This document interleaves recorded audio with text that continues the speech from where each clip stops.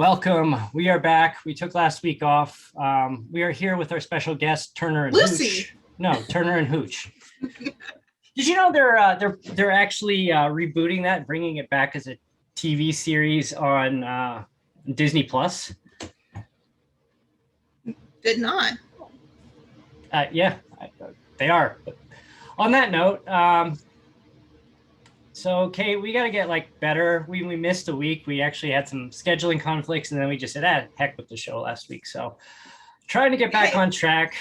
That was the first time in a while. Yeah, it is. Kate's trying to move. Show your boxes.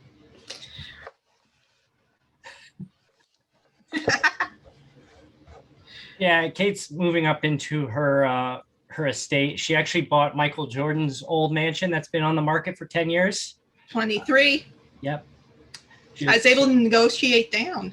Yeah, I think you said you were paying all cash for that, if I remember correctly. Yeah. Okay. You know I'm loaded. Yeah. So I'm sure you're excited to use Michael's cigar room. Oh, yeah. For all the cigars I smoke on a regular basis. On that note, our guest has been sitting here patiently. Our guest actually today, we were supposed to record this yesterday, but unfortunately the electric company had other plans. So we had to postpone the recording a day. She is we'll call the editor, head writer of Chat with Chelsea Renee. Please welcome Chelsea Renee. Hello, you guys. Thank you for having me, DJ and Kate. It's an honor. So I am the editor, head writer for Chat with Chelsea Renee. So yeah, thanks for having me. No, it's our pleasure. So your blog is typically focused on the Atlanta area, Alabama. Is that where you're from? Is that where where you live today?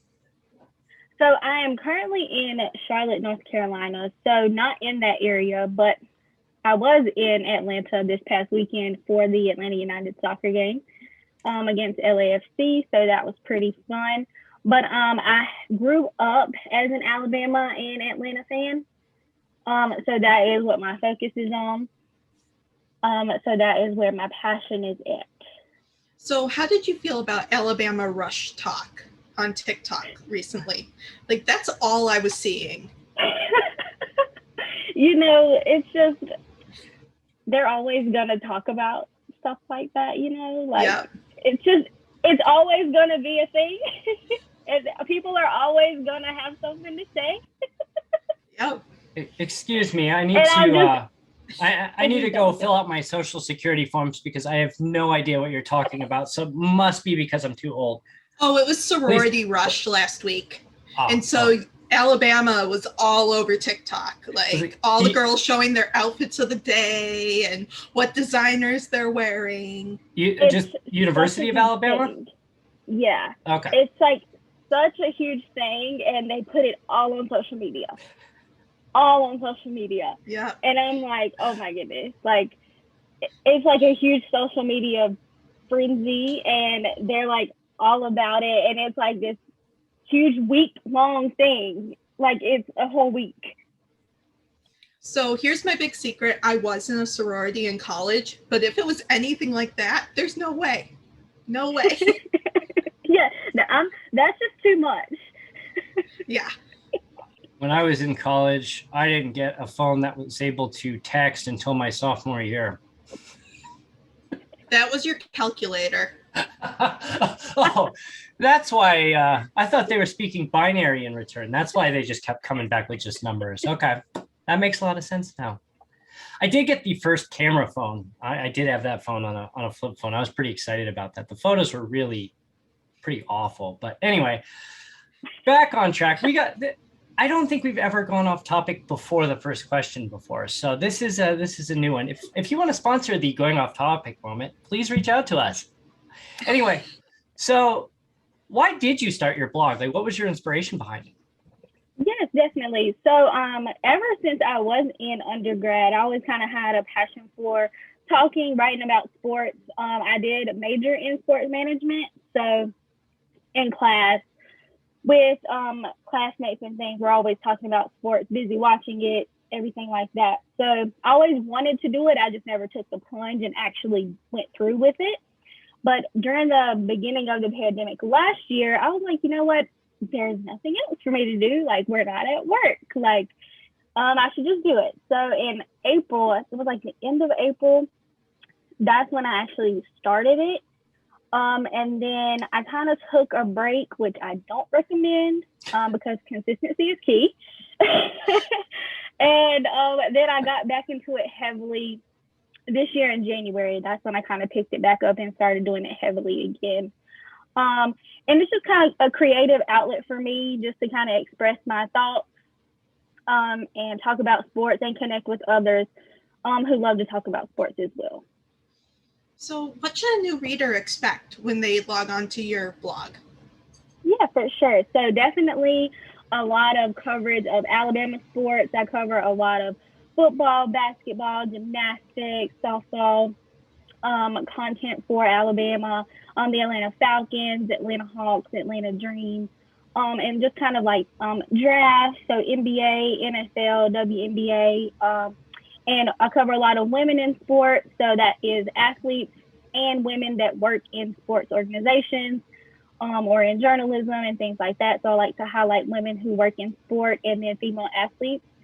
And coming soon, I do want to incorporate more resources for student athletes.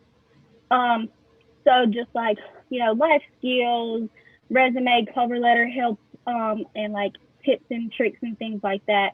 So resources for student athletes. So hoping to incorporate that pretty soon. So that's what they can expect when they come on Chat with Chelsea Renee. Awesome. Very cool. I did notice that you say you cover gymnastics. Did you know DJ used to compete in ribbon dancing? Actually, I need to clarify. I was in gymnastics as a child. Oh, really? I was. And when I don't know why. my parents felt that they should make me try a little bit of everything until they find out what I was good at. And let's Are they just still say trying? they gave up on me many, many years ago. So my gymnastics career ended around age 4. My basketball career ended around age 5. It's just, yeah, if it wasn't for soccer, my sports career probably would have been over by first grade. And even then, I wasn't even that good at soccer. That's the funniest part of it. But anyway. Good. Well, you know, at least you tried. Yeah, that's right. Half the battle is trying. So yeah. I'm going to go ahead and deviate a little bit again on the Alabama front. So Coach Saban has had maybe the most dominant run by a college football coach ever. And maybe Bear Bryant, but how much longer do you think this is going to last? Like, I mean, he's I believe in his early 70s now. I think he just turned, if I'm not mistaken, his birthday is on Halloween. I do know that. But I think he's 68 or 69, if I'm not mistaken. He is turning, yes. He will be turning 70 on Halloween this year. Very good. Excellent. Yeah. Thank you, Wikipedia. So, I'm not sure. He's getting old, even though he doesn't seem to show it. No, he doesn't. He looks very young for his age. He looks very young for his age, acts very young for his age. He clearly seems to act like he has no sense of slowing down as far as his coaching career. And they just extended his contract not too long ago for a few more years. But as far as like keeping up with the winning and keeping up with the dominance and things like that, as long as he can keep a good coaching staff and recruiting good players, I'm not going to say they'll always win the national championship because, of course, I mean, they haven't been doing that over the past few years, even though they've been in the playoffs, you know, been making it to the game. But I would say as long as he keeps at coaching and keeps his coaching staff up to par and keeps recruiting those great players, they can stay a dominant team and keep up there in the top 5. But he is getting old, and that, you know, as the years go on, you just don't know what'll happen. You know, if he's just like, that age will catch up to you eventually, and the stress from it, because it's a very stressful job. So it really is. I guess it's time nonstop, Yeah. and yet like it just thinking about all the just, you know, the season's over. It's like, okay, you've got like 3 days, and it's like, okay, then National Signing Day comes up, and then, you know, you're usually involved with the pro day somehow with your outgoing players in some sense, and then you're back on the road, and then you got camp, spring game, summer camp, then the season starts. It's just, you know, college football is it's nonstop. Yeah, it's like if people are like, oh, but you have the off season, and you're like, no, they really don't. There's no off season. There's no off season. Like, they're always working. They're always doing something, and so, I mean, only time will tell. I feel like eventually it may catch up to him, and he may not even realize it until that time hits. But I guess we just have to wait and see. He always too has been kind of, I don't know, maybe this is just the media pushing this, but he's always been kind of, there's that will he or won't he flirting with going back and taking a coaching job in the NFL. And I have to think, based on, you know, that the track record was not very good in his limited time in the NFL as a head coach. And how he exited Miami also was pretty sour for a lot of people. That I think at this point, I don't think the NFL is too eager to take on a 70-year-old coach, especially when it seems like, especially after the Rams taking on a guy in his early 30s as a head coach. I think that ship has sailed. So it almost seems like he's done when he decides he's done, and that's going to be it. Yeah, I feel the same way. I don't see him going back to the NFL, and I feel like it's like a mutual standpoint. Like, I don't see the NFL reaching out about it, and then I don't think he would have any interest just from the way he's talked about it, like when people like bring it up anymore. And then he's also said that his passion lies with like you know, molding these boys into becoming men. So I think that's more where his passion lies, and I don't think he feels he could do that in the NFL. That's just my personal opinion. So I think he will retire at Alabama. So, yeah. It's not very often that a college football coach goes to the NFL and has continued success. There've been some exceptions, right. And you know, you had like Jimmy Johnson obviously had some stints. I thought he was a race car driver. He was, spelled differently, but yes. Oh, okay. Yes. But anyway, it's definitely very interesting just to see. It's like, when are we going to see a college coach transition to the NFL and have sustained that same success? Yeah. Yeah. Because it's a different game. It doesn't happen. It's just a different game. It's the players are different. You're dealing with grown men. Sometimes they may be older than you. and instead of recruiting and boosters, you've got contracts and agents. I would like to see a football player older than him.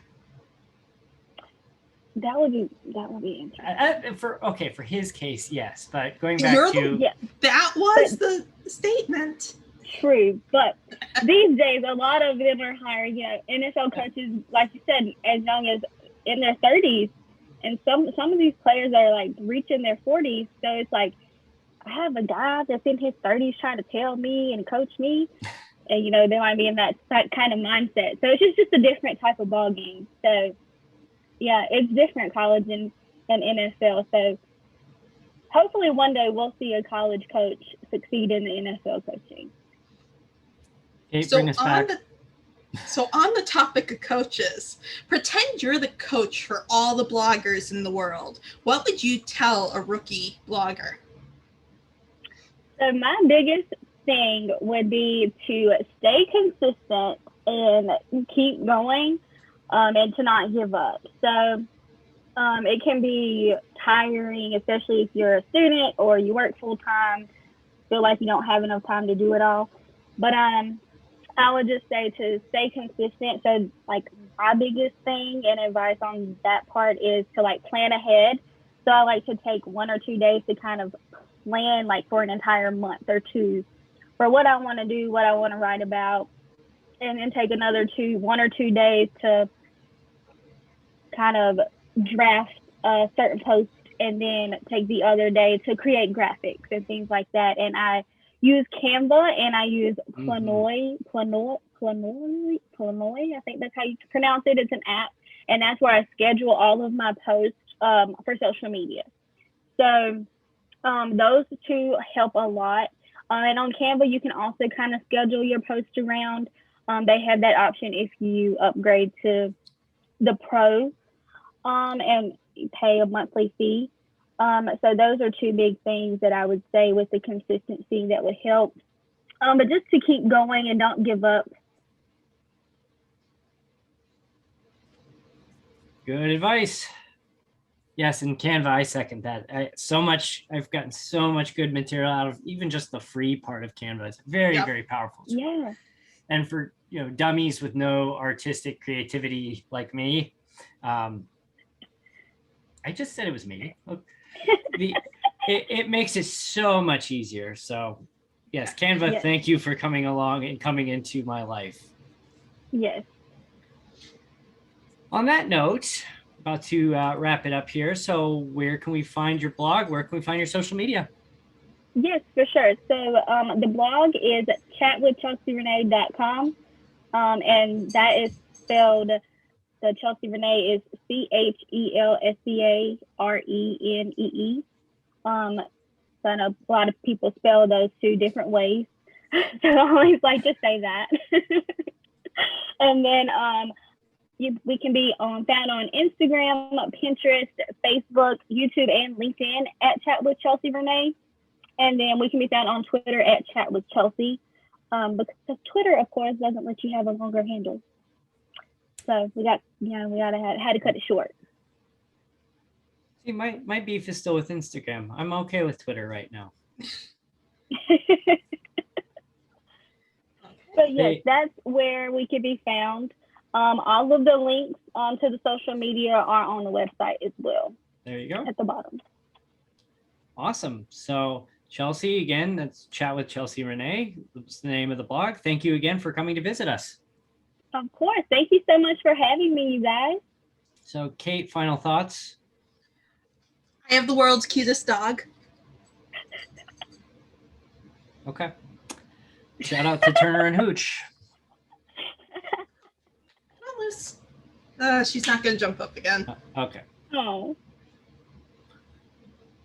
For a second there, I was like, wait, which one was Turner and which one was Hooch? And I'm like, wait, no, that's a really stupid question. Where can we find us, DJ? I mean, I guess you could name a dog Turner. I just don't know of a person whose name is Hooch. I mean, on that note, you can find us. Somebody has named their dog Turner, and I'm going to find it. I will prove this. I don't know you can follow us on Facebook, Twitter, Pinterest, TikTok at Stadium Scene, on Instagram at Stadium_Scene, and on YouTube. Yeah, hit that subscribe button. Yeah, and all those podcast places. Sorry, I had to cut off DJ. Yeah, he keep going. She stole my thunder. On that note, oh yeah, and don't forget to check us out at stadiumscene.tv and join the network. So we will see you next time. Bye.